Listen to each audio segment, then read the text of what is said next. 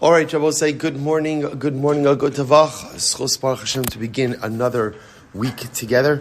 Beginning by thanking all of our sponsors for this morning's share. To thank our Talmud Torah sponsors. First, our Talmud Torah sponsor for Tafshin Pei Hey, our annual Talmud Torah sponsor, the Tilson Family of Eretz Yisrael, for dedicating all the Shir and Drashos this year as a zechus for besuros, tovos for all of Am Yisroel. And our Talmud Torah sponsors for the month of Cheshvan, the families who dedicated all the Shir and Drashos this month, Steve and Teri Czinn, in honor of the birth of their granddaughter, Devorah Eliana Czinn, and completion of the Yahrzeit of Dr. Zinn's father, Bunim Tzvi Ben Chaim, Shmuel Robyn Korobkin, and zechus for refuah sheleima for Rabin's cousin serving in the IDF, Benyamin Chaim Pesach, Ben Musha Chana, creation of the Yahrzeit of Rabin's mother, Pesa Mira Bas Chaim, Dr. Moshe and Ellen Gavant, in memory of Dr. Gavant's parents, Yakov Meir ben Moshe Leib and Sheena Bas Abba, and Dr. Behzad and Yemina Soufer of Los Angeles, in the merit of a refuah sheleima for Esther Bracha Bas Chaya Kohen. And of course, we also dedicate our learning. Follow the news over Motzei Shabbos about the murder of Rabbi Tzvi Kogan, the Chabad Shaliach in the United Arab Emirates. Traumatic and terrible. Churban. It's amazing to see just the lengths that our enemies go to. Who could imagine the amount of resources and time that it took for our enemies to coordinate this? And we are filled with such animosity and such hatred and such vitriol. I mean, just like an innocent young man, just in some, whatever, in the UAE, helping Jews, wherever they may be, like Chabad always does. And just overwhelming. Hashem provide his neshama with an aliyah and his family in nechama. And the zechus of all of our Torah, Meretz Hashem, all of the neshama should have an aliyah, the families in nechama, all of those who need a refuah should have one together with Kol Cholei Yisrael. HaKadosh Baruch Hu should Meretz Hashem return our hostages, B'shalom and B'karav, and our holy soldiers should be successful B'chol Ma'aseh Yedehem. But with that, let us begin. We have a lot to do today. A really great daf ahead of us today. Today's daf is Kuf Nun Beis 152, and we are starting at the top on Kuf Nun Beis. So the Gemara says as follows: always good to start the week, together with the Daf Yomi cycle, but we'll see in Meretz Hashem where things take us over the course of the week. So says the Gemara, some really interesting. I will say that I think we're all in agreement. Whoever knew there was so much to talk about Shchid Mira, right? For a guy who is on his final moments in life, there's certainly a lot of Torah going on over here. So the Gemara says this house, Itmar, Shchimira Shekasvu Bo Kinyan. Suppose there's an interesting case over here. So you have a Shchimira, and I remember again, one of the terms that we've seen used a number of different times is the concept of a daitiki. Daitiki is a deathbed will. So as much as a shchimera, remember again, doesn't need to use any written instruments, right? Because a shchimera doesn't have to use any type of kinyan. But however, it would not be uncommon for a shchimera to go ahead and record his final request, his shchimera gift, in a document. That's called a daitiki. We've also seen, by the way, we'll talk about this. Well, let's stick to this. So now, interesting case over here. Matna shchimera shekasa b'kinyan. Let's say you have a document. So you have what we call this daitiki. You have this daitiki, and inside of the document there is a kinyan written into it. Now, what does that mean? Take a look at the Rashbam for just a moment. It's Rashbam Shekasav B'Kinyan. It's right in the middle of the thin lines. Shekasav B'Kinyan. V'adinim ein kasav kinyan b'soch hashtar o afilu ein kan hashtar klal el shchimra shehizkir tzava shchimra ki shechala kol mechasav v'gam hikna osam b'kinyan sudar l'mekabel bantana. Aval orcha de Milton derech shekasav. I suppose the case over here is as follows. So the case over here is, so we'll call him Shchimra. Shchimra is gifting something to Ruvain. And in the document it says, I Shchimra gifted something to Ruvain, and we did a kinyan sudar.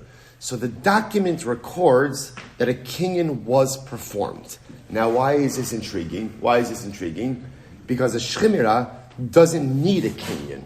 Right, so now he has a document, a deathbed will, which is fine. Again, by the way, Shmuel doesn't even need that, right? But he's got a deathbed will, and in the deathbed will it says that a kinyan was done. So so now you understand what's going to be the shiloh over here. The shiloh is, so what is this? What is this? Now again, the transaction could work, but is this a shchimera transaction? Is this a regular gift? And again, it's going to have major ramifications. Let's see. So Rav Mishmei de Rav Amri Arkavei Atrei. So again, we're going to explain all of this in just a little bit. But Beirav, so essentially Beirav, the yeshiva of Rav, in the name of Rav, said Arkavei Atrei, which literally means this transaction rides on two horses. which, again, before even knowing what that means is, we clearly know what it means is, this transaction has like a dual identity, which we'll explain in just a moment. Shmuel says, Lo yidana my adun ba. I don't know what to do with it. I don't know how to categorize it.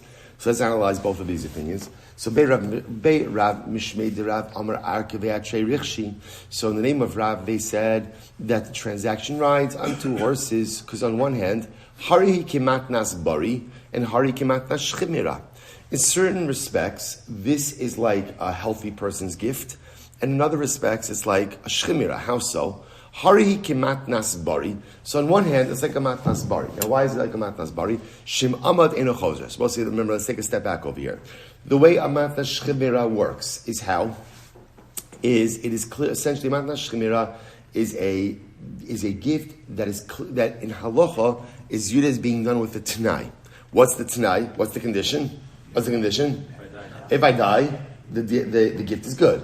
And if I don't die, I'm kind of going to need my stuff back, right? In other words, now remember again, just to be clear, we said this last week, but just to clarify it again, the shchimira is not actually giving anything away now, right? Remember again, a matnas shchimira is a gift that is being made now while he's a shchimira, but nothing is actually being given away until after his death. So when we speak about this idea that he takes back chozer just means transactionally nothing is given away. But lamaisa, again, it's not like he has to go and claw back any property. So again, every matna shchimira is essentially done als t'nai on a condition that I die, but if I recover, I'm not giving you anything. So on one hand,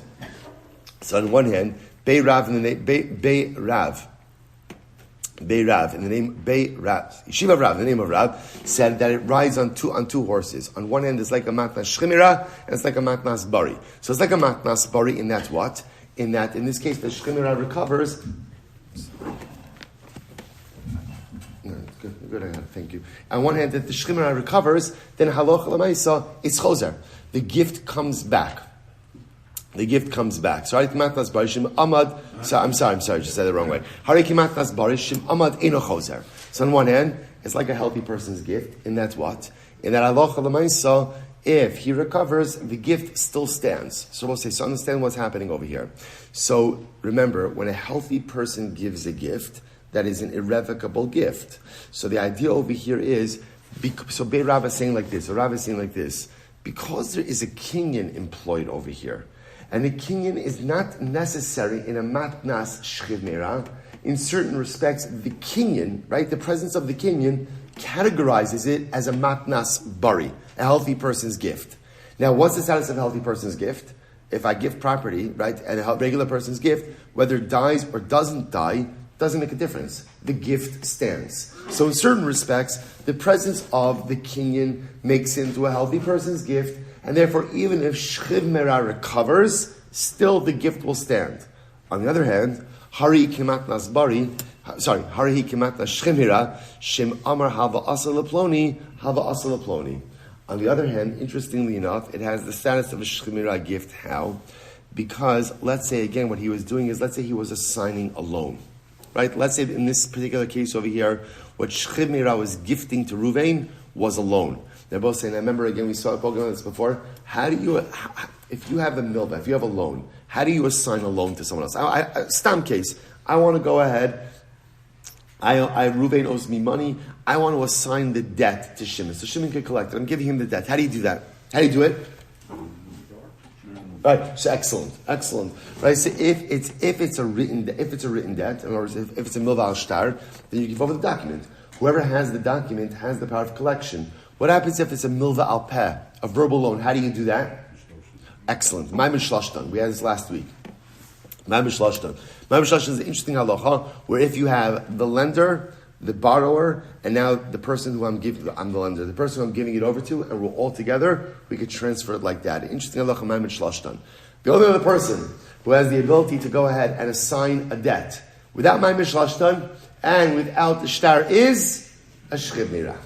So it's in this respect. So Rav says that this transaction will be like a matna shchib mira, in that technically speaking, if the item being gifted is alone, he could gift it without a shtar, and he could gift it ultimately again even without maimer shlashtan. So we'll say, so this is the position of Rav. So again, let's just reframe the case. It's actually really interesting cases. So again, shchib mira is giving a gift to Ruvain. But what he did, interestingly enough, is he has a daitiki, deathbed will, which is fine, no problem. That doesn't stare, that doesn't in any way undermine the matna shchimira. But in it says that he performed the kinyan. He performed the kinyan. According to Rashban, it says that he performed the kinyan with Ruvain. Although we'll see, it doesn't really have to do with Ruvain. It could also be to the witnesses on the shtar as well. But he did it with Ruvain. Okay, that's what Rashban says. So the shaila now is, what does the presence of the kinyan do to the matnas shchimira? So first opinion, Rav, what it does is this transaction has a dual identity. Certain respects it's like a matnas shchimira, certain respects it's like a matnas bari. Matnas shchimira, in that you could even assign the debt, even without maimer shlashtan, or without a shtar.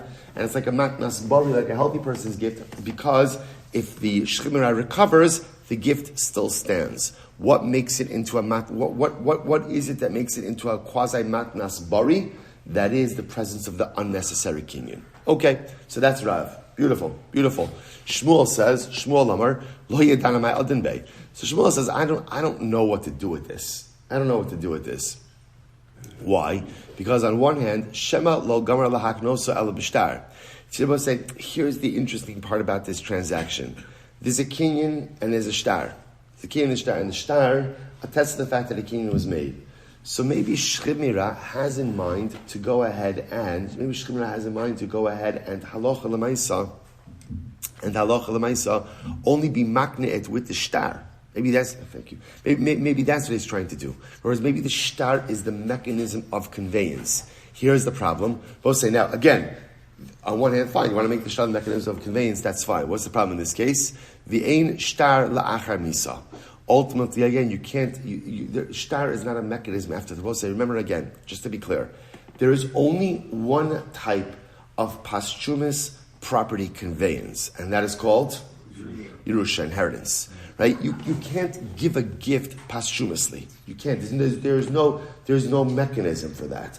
The only other thing besides Yerusha that works posthumously is matna shchimira, which is, by the way, coming full circle. So it's so exciting. Coming full circle, that even though shchimira is a matana, but if it's a matana, that's a derivative of Yerusha. Because anything that's going to work, and that's why, again, we saw, remember again, we had machlokes last week about whether or not the concept of matna shchimira is a doraisa or a dirabanan.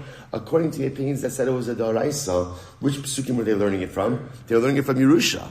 So again, Shalom was the one who asked. He said, so what's the connection between Yerusha, which is Yerusha, inheritance, and Shchimira, which is Matana? Because again, in order for Matana to work posthumously, it has to somehow derive from Yerusha. So therefore, again, you have Shmuel coming along and saying, I don't know what to do with it. I don't know what to do with this transaction.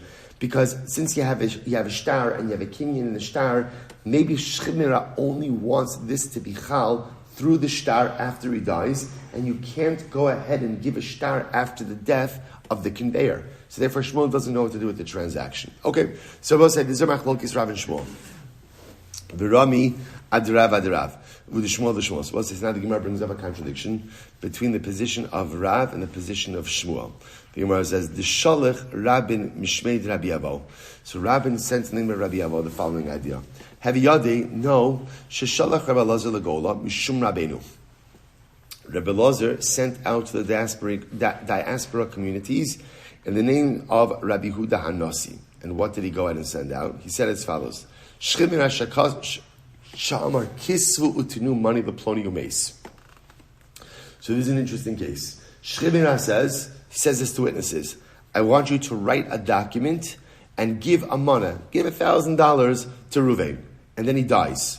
Now he dies before the document was written. Dies before the document is written. So what do we do in this case? So the Gemara says, Ein kosvin v'nosnin. We can't execute this gift. Why not? The Gemara says, Shema lo gamar lahaknoso ela bishtar, because his Shchimira said, Kisvu utenu, since Shchimira said, write the document and convey. Maybe the Shchimira only wants the conveyance through the shtar, and you can't do a shtar after the death of the conveyor. Ve'ein shtar la'achar misa. So we'll say, so that's the halacha. Well, that's the halacha ultimately, again, as espoused by Rabbi Yehuda Nasi. Vam Rabbi Yehuda Amar Shmuel, and Rabbi Yehuda said name Shmuel, Hilchasa kosin v'nosnin. And I will say ultimately, again, Rabbi Yehuda said name Shmuel, the halacha is that we do write it.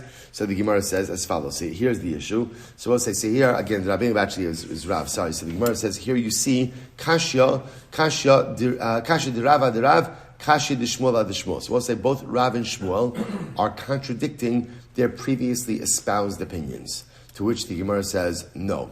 Adirav lo kasha, had kanumine, had lo kanumine. So one could be talking about a case where ultimately again a sheleima did a kinyan with the Eidim, and one is talking about where he didn't do a kinyan with the Eidim. So the Shmuel lo kasha, the miyafa eskocho. And Shmuel is also not a contradiction. Why? Because it will say sometimes the only reason why the sheleima would do the kinyan, or the shtar for that matter, is to go ahead and bolster the entitlement or the claim of the intended recipient. So this last piece is incredibly important. Let's just spend a moment on this. Take a look at the last Rashbam. The miyafes kofo kilakaman vekanina mine mosef al matanasa da yitor liyafos kocho v'achanam b'tzavas shamakisu tenu per sheyichtavu b'shtar to yipor. So let's listen to this. Okay, let's talk about this just for a moment. This is very exciting. Here's what we know, right? Let's start with what we know. So the Gemara says, if you like, no problem, it'll take about 10 seconds. That's what we know, right? Let's go with what we know, right? We know that a sheleima has a unique ability to convey property. That's what we know. And he does not need any formal kinyan. What we also know is, the moment he starts introducing other pieces, it makes things complicated. Only because we don't know how to categorize the transactions. That's what's happening over here. So all he needs to say is, I give my property to Ruvain. Done. It's kiksuvin uchimsurun damu. That's it. Obviously, you need someone to witness it, right? Because the sheleima says something and no one's there to witness it. Did it happen? Right? Well, in other words, it doesn't have any halachic. It doesn't have any halachic teeth to it. So I don't have to witness it. But that's it. What's complicating in our cases over here is sheleima is introducing kinyanim. So, which just leads us to try to understand what are you trying to do? What are you trying to do? So essentially, what we're going to see is there's two different ways to view a kinyan / shtar, which is sometimes what the sheleima is saying is, I want this to be categorized as a formal transaction. Not as a matna sheleima, but I'm making this on my deathbed, but I want this to be categorized as a formal transaction. And sometimes the point of the kinyan / shtar is what we call miyafa es kocho. It just is to bolster the claim of the recipient. The sheleima understands that although I sheleima have the ability to convey something just verbally, I want the recipient to have an ironclad hold on it. So how do I do that? A shtar, a kinyan, it's not necessary. It's not necessary, but it just bolsters his claim. So we'll say, now the next sugya is going to talk about, so how do we know which is which? How do we know when a kinyan / shtar is meant to be the mechanism of conveyance, in which case this transaction could leave the purview of matnas sheleima and just become matnas bari, versus how do we know when kinyan / shtar is there to bolster the claim of the recipient? Okay, so that's our next sugya. Here we go. Yosef Rav Nachman bar Yitzchak achori de Rava, the Yosef Rava kamed Rav Nachman. So Rav Nachman bar Yitzchak was sitting behind Rava, and Rava was sitting in front of Rav Nachman. So we'll say, so two different, there's Rav Nachman bar Yitzchak and Rav Nachman. So Rav Nachman bar Yitzchak is sitting behind Rava, and Rava is sitting in front of Rav Nachman. Okay? Kabai minei. And Rava asked the following kasha from Rav Nachman. Mi amar Shmuel, shema lo gamar lachnosa el b'shtar, ve'ein shtar la'achanisa? Did Shmuel really say that in this case, where there's a kinyan written in the shtar, in the daitiki, that perhaps the sheleima only had in mind to convey the gift through a shtar, and the problem with that is that there is no shtar after death. Listen to this. If a sheleima went ahead and wrote all of his property to someone else, he gifted his property to Ruvain. Even though the Eidim did a kinyan. Now look at this case. Sheleima says, he writes in a document, I convey all of my property to Ruvain. he does a kinyan sudar. Remember what a kinyan sudar is, right? You give the right, like a chasana, right? You go and you give the handkerchief, or you give the pen, you give the kli, and ultimately, again, the edim lift it up, or it could be the reverse also. But the point is, he does a kinyan sudar with the edim. The edim are doing the kinyan on behalf of Reuven, the intended recipient. So now Shchiv Mira did the kinyan with the edim on behalf of Reuven, the intended recipient. Afa pi shekana miyado amad. If Shchiv Mira recovers, choser. Ooh, he could renege on the gift. They both say, even before we go on, what does that show you?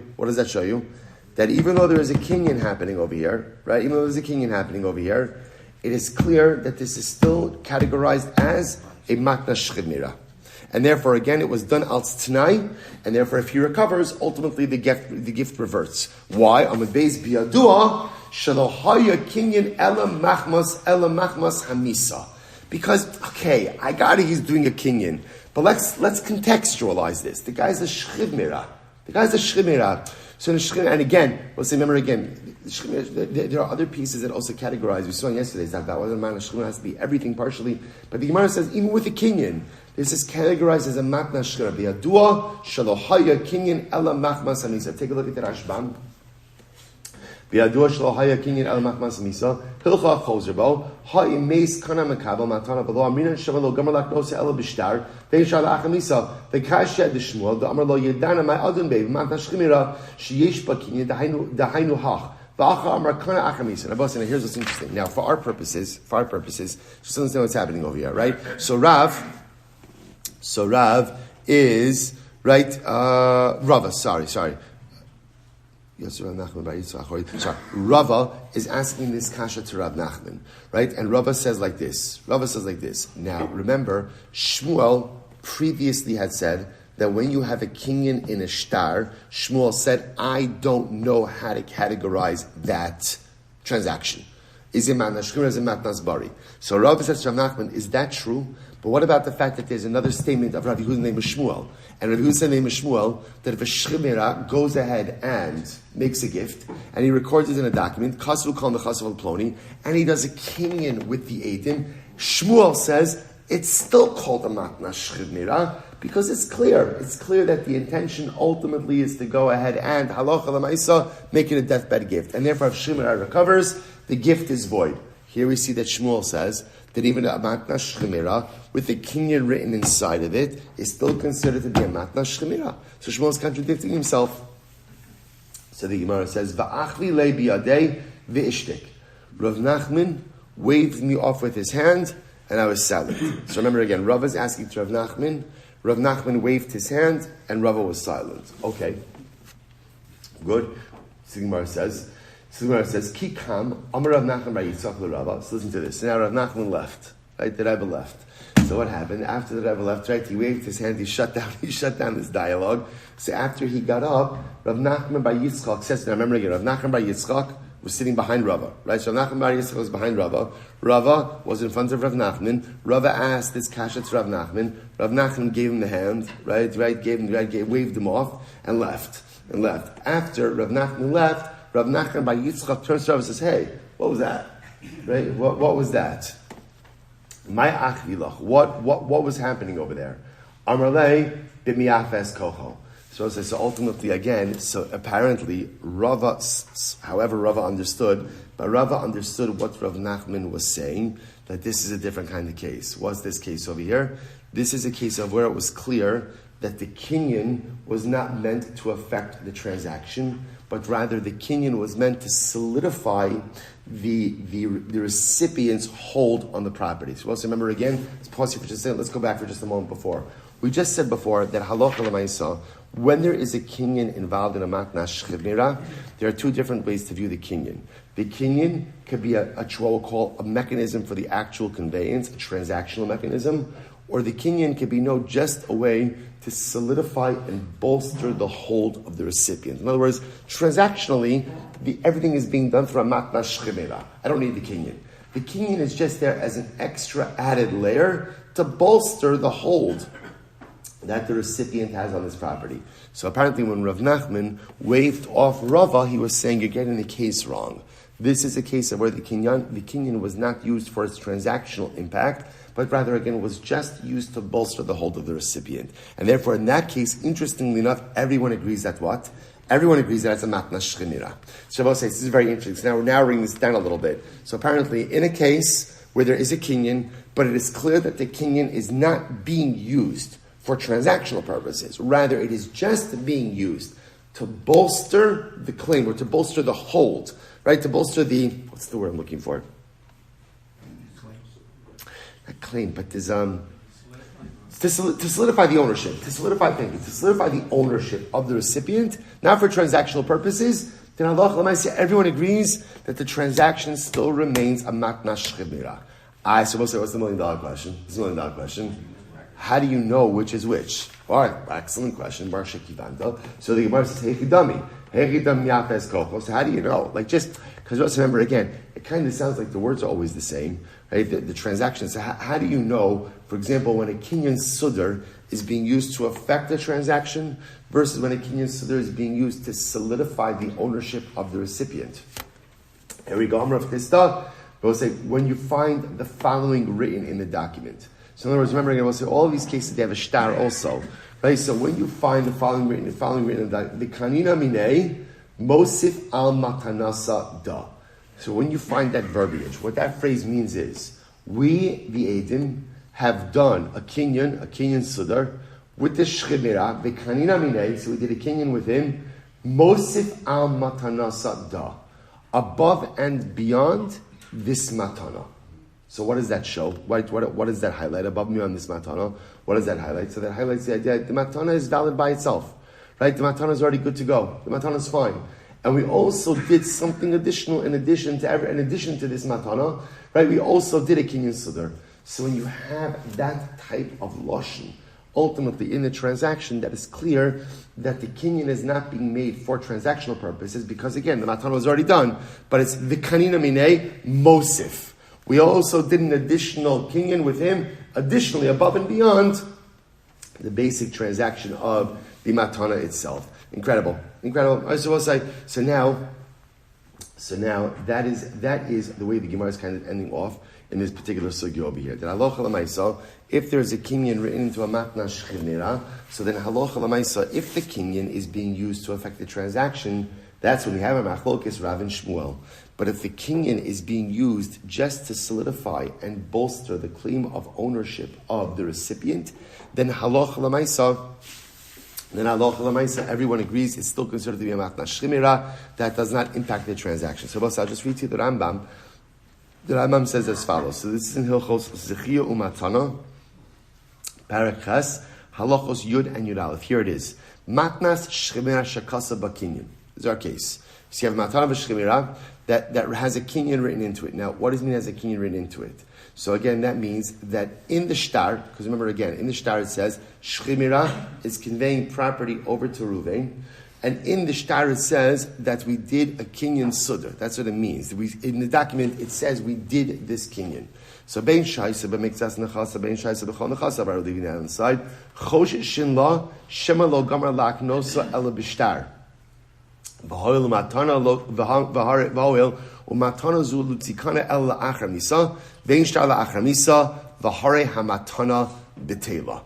So it says, so the Rambam paskins that in general, if you have a kinyan written in to the document of a matnas shemira, so you have a kinyan written into a daitiki. So again, remember, the document says, shemira conveyed his property to Ruvain, utilizing and it says, and right, Shemira transfers his property over to Ruvain, and we did a kinyan sudar, and it says that in the document. The gift is batal. The gift is batal.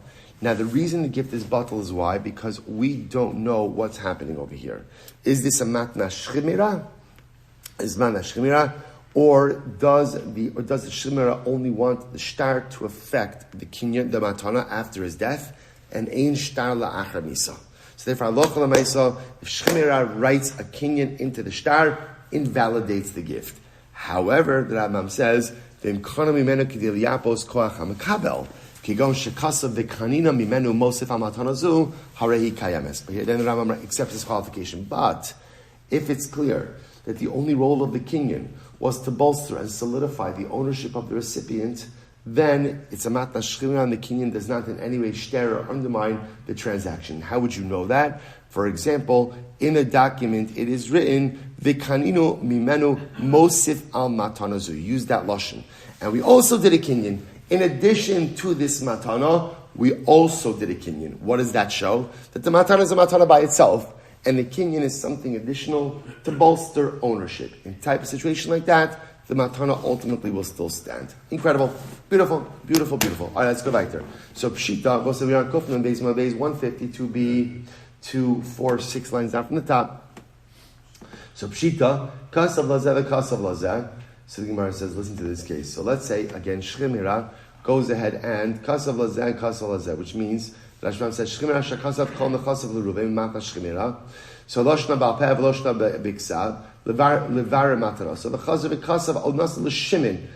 So what's this? Again, case number 1 is Shemira writes all of his property to Ruvain. Again, whether, it doesn't matter, by the way, whether or not there's a shtar or this is verbal. Makes no difference. He can raise all of his property to Ruvain. Then what happens?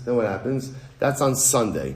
Then Ruvain doesn't come to visit him that day. He says, you know what, forget this. Right? Shimon shows up Monday morning and says, Shimon, I'm giving you all of my property. Giving you all my property. So I'll say, what's the halacha? That works. Right? That works. Hainu, dichi asur Rabdimi amar daitiki mivatelas daitiki. So that's Rabdimi. Also, we've seen this also before. Remember, this is why the mechanics are important. Because nothing is actually being transferred until when? The death of the Shemira has the ability to change his mind as many times as he wants. So again, Sunday he decides he's giving everything to Ruvain. Okay, and then he decides Monday he's giving it to Shimon. And then Tuesday he's giving it to Levi. Whether he wrote them documents, didn't write them documents, it doesn't make a difference. He has the ability to change his mind as many times as he wants. There's such a tremendous Musha Chana in this, that what we see from here is like the Shemira, who's, literally, again, the Shemira means he's on the last leg of his journey in life. And yet what do you see? He has the koach to change his mind as many times as he wants. So often in life, we become entrenched in certain ideas and certain outlooks and certain isms and certain ideologies that we know are flawed. We know that they're flawed.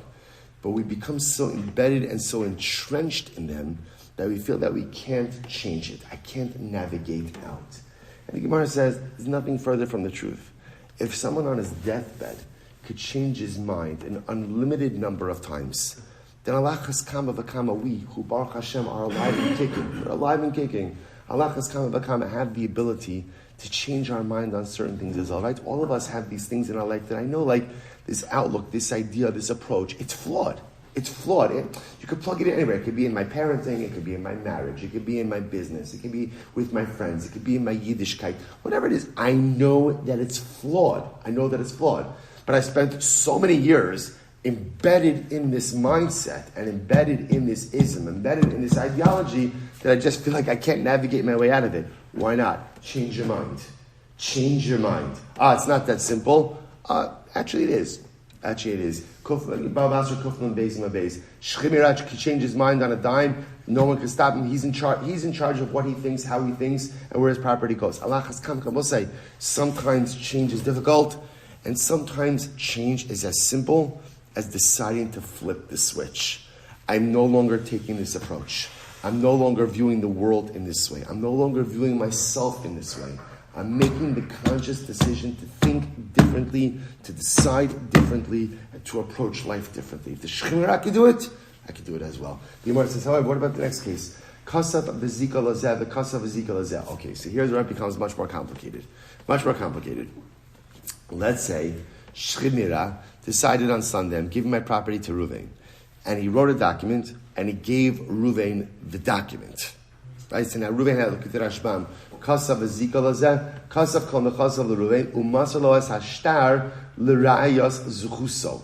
So interesting, I will say. So in this case, writing it to Ruvain, and he gives the shtar to Ruvain. And then what happens? Monday, he gets upset at Ruvain, or whatever, he changes his mind. And he writes a document, and he gives a document to Shimon. So now what's the problem over here? So Ruvain has a document from Sunday that says he is the recipient of the matnas shemira's property. Shimon has a document on Monday that he is the recipient of the shemira's property. What do we do in this case? So right, just understand what everybody agrees with is if there's no document and all this is verbal, Shemira could change his mind as many times as he wants. The shaila now is if the gift was put in writing, i.e. a daitiki, and the intended recipient now is holding the document, does Shemira have the ability to change his mind or not? So the Gemara's machlokes. Rav Amar Rishon Kana. Rav says the first one, we'll call him Ruvain. Right, Ruvain is the one who acquires the property. Shmuel Amar Shmuel says no. Sheni Kana. Shmuel says no. Shmuel says the second guy is the one ultimately again who has the ability to acquire. Now what's the pshat? So Rav Amar Rishon Kana Haru Kemat Nasbari. See, interestingly enough, Rav says it is the first person who acquires because Rav treats this transaction like a regular healthy person's gift. And therefore, again, let's say just in an Ashkenaz case, right? Imagine today I decide, I'm gifting my car to Ruvain, and then I say, you know what, I don't want to do that. I want to gift it to Shimon. But you can't do that. Once you gifted it, it's gifted, it's done. So therefore, Rav treats this transaction as a matnas bari.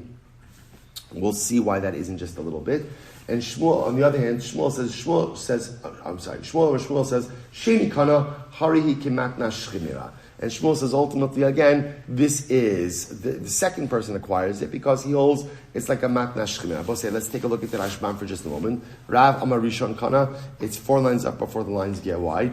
Tahazika kikinyan chashavle, v'hari kimatnas shchimira, shekasav bakinyan, da'arka ve'atrerichshe, ta'filim amad ina chozer. So see, interestingly enough, so Rav says, this is the same case as we had before. In other words, writing a document and handing it over to someone, Rav says, is the same thing as writing a kinyan.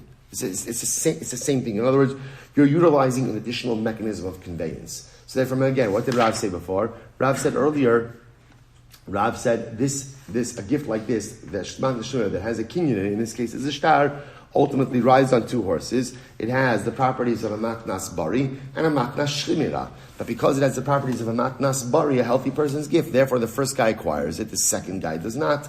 Look at the Rashbam, Shmuel Amar Sheni Kana, Kedin matnas shemira b'chol nechasav she'in bakinyan. Bim Amar Chozer. Shmuel says on the other hand, remember this is Shmuel l'shita, so Shmuel says, I don't know exactly what to do with it. Right, but Lamaisa, Shmuel would default treat it as a matnas shemira, and therefore again, Shemira has the ability to go ahead and give the shtar to the second guy, have the second guy acquire it. I don't understand. So I say, so essentially what you're saying is, this is the same machlokes as we saw before. In other words, it's the same machlokes. How do we start today? We started today as a matnas shemira, where there's a document that has a kinyan in it. Right, we have machlokes Rav and Shmuel. Essentially, we're treating this as the same case, right? Essentially, Shemira writing a document and giving it to a intended recipient is the same thing as a matnas Shemira that has a kinyan written into it. And Rav and Shmuel both hold their respective opinions. So why do you have to restate another case that just espouses the same opinions again? I'll tell you why. Tzricha. I'll tell you why we need them. Tzricha. Di'i ikmar baha. Because if it would have just said the first case of where the kinyan is written into the shtar, so Baha Kamarav, Mishum de Kanumine, so Rav would have said his case, ultimately again, this is like a matnas bari. Why? Because there was an actual kinyan that occurred. But in this case over here, second case, where there was no actual kinyan, there was a conveyance of a shtar, but there was no actual kinyan, maybe Rav will hold like Shmuel. The Idmar Baha, and if it would have just said the second case, Baha Kamar Shmuel, Ava Baha Eumod de Rav. Maybe Shmuel only holds his particular position in case number 2, but in case number 1 he'd be molded to Rav because there was a kinyan. Therefore tzricha. Therefore ultimately again we need both cases. Fine. Besura Masnuachi. So we'll say up until now the version that we saw was the version that they espoused in Surah. But Pumpadisa, Masnuachi and Pumpadisa, they had a different version. Rabbi Yirmiyah bar Abba, Shalchule Mibei Rav L'Shmuel. Listen to this. So both say this is the same information, just different attributions. So in Pumpadisa they had the following version. This is what Rabbi Yirmiyah bar Abba said. Shalchu le'mibei Rav l'Shmuel. So they sent from the yeshiva of Rav to Shmuel. Yamdin Rabbeinu. Rabbi teach us. Shchiv Meir shekasav kol nechasav la'achirim v'kano miyado mahu. Okay. All right. This is interesting. So now in this case over here, Shemira wrote all of his property over to Ruvain. And then what happened? The Eidim did a kinyan sudar with the Shemira. Right? So remember again, you'll say to yourself, why the Eidim doing a kinyan sudar? Remember again, who are they doing the kinyan on whose behalf? On Ruvain, the intended recipient. Right? You can do something beneficial for someone even without their knowledge. So therefore, again, in this case over here, so Shemira is writing a document. So he's writing his document to Ruvain. He's writing his document to Ruvain, and ultimately, again, the Eidim do a kinyan with him. So Mahu, what is the halacha? What is the halacha? Now, both say now, what does it mean? What is the halacha? What they're asking over here is, interestingly enough, can Shemira renege on the gift? Right. So again, let's take a step back. In general, could Shemira gives his property to someone? Could he renege? Absolutely. He could renege, decide he wants to take it back. He could assign it to anyone else. He could do whatever he wants. What's the wrinkle over here? What's the wrinkle? The kinyan. So now Shemira did a kinyan, right? So he assigned his property to Ruvain, or it doesn't matter, to Ruvain, Shimon, Levi, whatever it is, right? And now what he did a kinyan, can he renege on the transaction or not? So Shalchulu, so they sent back, Ein achar kinyan klum. No. Once there's a kinyan that's done, the Shemira has created an irreversible reality. Once there's a kinyan, as they say, no backsies, right? That's it. Can't take it back. Top of Kufn and Gimel. Savar minei hani mili la'achar. So originally they thought, okay, what does it mean no backsies?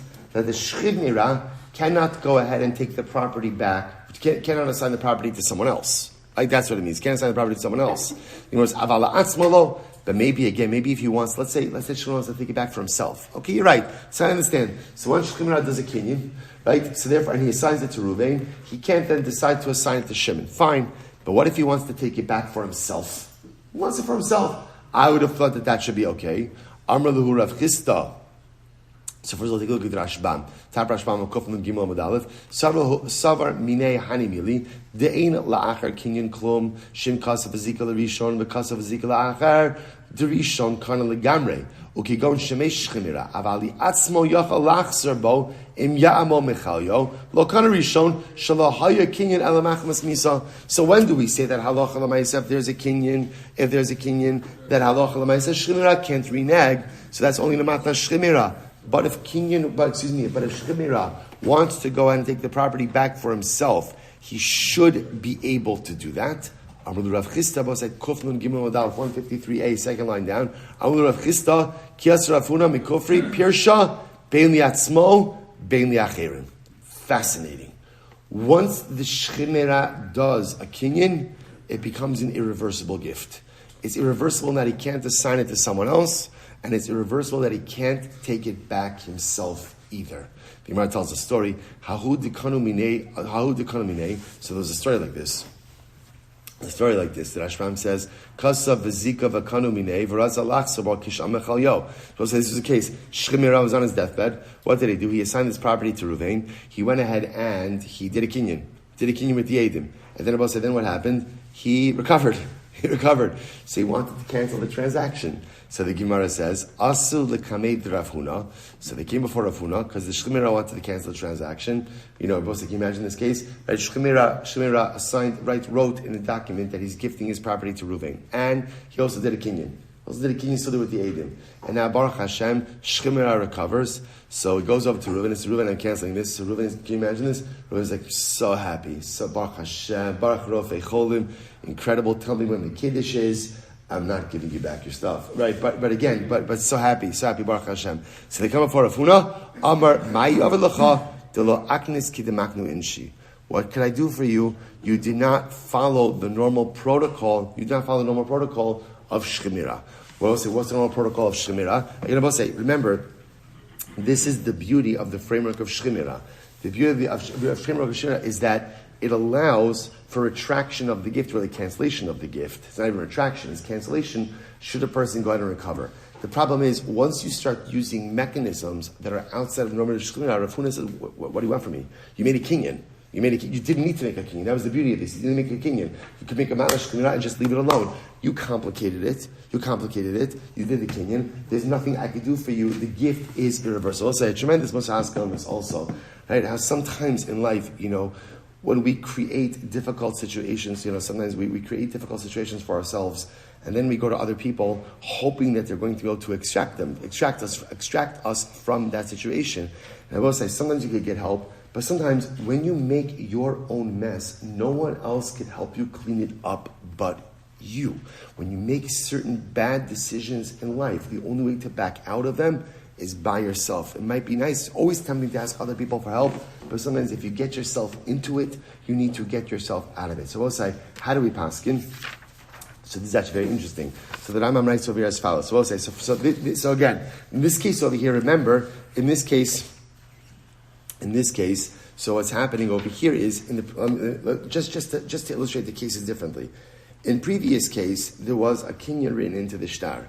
In this case over here, and in that it said, Shchimira did a kinyan, with the intended recipient. So how do you view that matna shchimira? So again, it depends. If the kinyan was there for transactional purposes, then the gift is void because we don't know, is this a matnas shchimira or is this a matnas bari? If it's a matnas bari, in other words, that he only wants it to happen through the shtar, in shtar la'achamisa, therefore the transaction is void.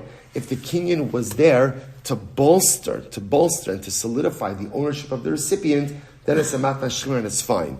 This case is different. In this case over here, shchimira is assigning property to Ruvain, and shchimira is doing a kinyan right now with the Eidim. So the shaila is, what is the status of this gift? So the Rambam writes, Shchimira shekasav lezeh v'chazav v'kasav la'acharon, v'chazav la'achar, acharon kana, sheyesh l'vachtra ad shiyam. So first of all, this is the halacha that we saw, that a shchimira could change his mind as many times as he wants. Right? In other words, he assigns it to Ruvain, he assigns it to Shimon, back to Ruvain. He could do whatever he wants, whether this is in writing, whether this is verbally. However, he writes, "Va'afilu kasav v'zika l'rishon, kasav v'zika l'achron kana, sheshchimra shezika adayin matna shchimrahi." Interestingly enough, the way the Rambam Paskins is like this, and it's a little bit different than the Gemara. If shchimra goes ahead, and even so, whether he verbally assigns it to Ruvain, he could change his mind and assign it to Shimon. Even if he wrote it down, he could change his mind. Even if he wrote it down and gave the document to the intended recipient, he could still change his mind, right? As long as what's the key thing over here? As long as there's no kinyanim. So as long as all we're doing over here is verbal declaration or even something in writing, but no kinyanim, shchimira could change his mind as many times as he wants. Here's the problem. Avol, shchimira, shekasa v'zika v'kana miyado, ein la'achar kinyan klum. I will say, but here we go. Once the shchimira goes ahead and does a kinyan. So again, shchimira assigns the property to Ruvain and does a kinyan with Eidim, then there's no backsies. Then that gift cannot revert. You can't, he goes on, he says, Ve'eni yochel lachzer bo, lo la'acher, v'lo li'atzmo. Shchimira cannot claim it back for himself or for others. Bein shenas and akol b'shas mitzvahs. They will say, now why not? Listen to what the Maggid Mishnah says. The Maggid Mishnah, here it is. Hakinyan hofech es hamatana lemuchletes. What the kinyan does is, the kinyan essentially makes this gift into what he calls a matana muchletes. An absolute, thank you, an absolute gift. Shahov asa lematanaso chizuk kafel. Because remember again, you gave this matana, what he calls a chizuk kafel, like a double strength matana. In what sense? Number one, ziko ayde achar v'kinyan suda de atzmo. Because again, remember, you went ahead and you gave a shtar or you gave a verbal declaration plus a kinyan. Bevadai niskavin shetachal amatana miyad kimat nasbari. So fascinatingly enough, shchimira could always go ahead and change his mind. Whether he's verbally assigning the gift, writing the gift, go change his mind a million times and take it back for himself. Once he does a kinyan, that kinyan, and again, remember the kinyan he's doing with the eidim on behalf of the intended recipient, that kinyan solidifies the matana, makes it into that matana muchletes, and he cannot get it back. He can't assign it to someone else, nor can he take it back for himself. That was like tremendous. Why? All why? Because he messed with the system. So in other words, the system is there to protect it's the beauty, to protect the interest of the shechemira. That's the beauty of it. It's structured that way, because again, the system also understands that there's a possibility of his recovery, that there's a possibility of his wanting to assign stuff. So the system works. The system always works. Just don't tamper with it. But the moment you decide to go ahead and tamper with it, that transforms the transaction into something else. And again, the words of the Maggid Mishnah becomes ultimately, again, this Matan Mochlata. So we'll say, Shkoyach, we stop over here today. What a start to the week.